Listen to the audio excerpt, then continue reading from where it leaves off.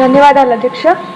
గ్రంథాలయాలు, దేవాలయాలు, విద్యాలయాలు మానవ జీవిత మనుగడకు ప్రతిరూపాలు. చిలకమర్తి లక్ష్మీ నరసింహం గారు చెప్పిన ఒక మాటని ఉదాహరణగా చెప్తున్నాను అధ్యక్ష. గాలి నీరు లేక గడపవచ్చు, గ్రాసమును లేక ఎట్టెట్టో గడపవచ్చునే ఒక గడి అయినా గ్రంథాలయం లేని గ్రామము వందు.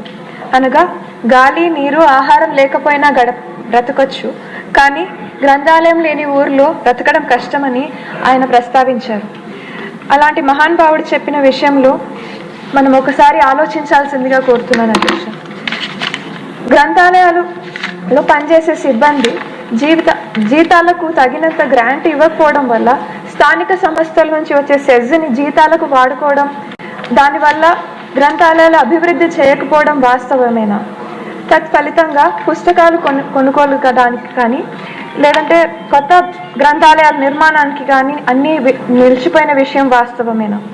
జిల్లా కేంద్రాల్లో అన్ని గ్రంథాలయాలు డిజిటలైజేషన్ చేసే ఆలోచన ప్రభుత్వం చేస్తుందా అని మీ ద్వారా మంత్రి వారిని కోరుతున్నాను అధ్యక్ష.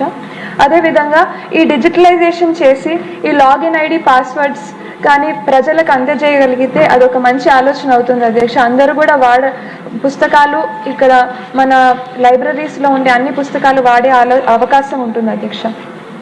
రాష్ట్ర వ్యాప్తంగా దాదాపు 2000 పైచిలుకు మంది లైబ్రేరియన్లు, వాచ్మెన్లు, రికార్డ్ అసిస్టెంట్లు ఈ గ్రంథాలయాల్లో పోస్టులు ఖాళీ ఉండడం విషయం వాస్తవమేనా?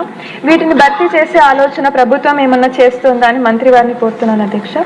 అదేవిధంగా కాంపిటేటివ్ ఎగ్జామ్స్కి కావాల్సిన పుస్తకాలు డిఎస్సికి కానివ్వండి, బ్యాంక్ కోచింగ్ కానివ్వండి, గ్రూప్ 1, గ్రూప్ 2 సర్వీసెస్కి కానివ్వండి, ఇలాంటి పుస్తకాలు దీంట్లో అందుబాటులో ఉంటున్నాయా?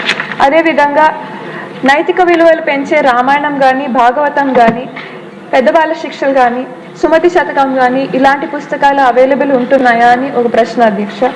ఇంకా మేజర్ పంచాయతీలో బుక్ డిపాజిట్ సెంటర్లకు బదులుగా మినీ లైబ్రరీలు ఏర్పాటు చేసే ఆలోచన ప్రభుత్వం చేస్తోంది అధ్యక్ష. ధన్యవాదాలు. ఫాలో చేయొచ్చు కదా అండి ప్లీజ్.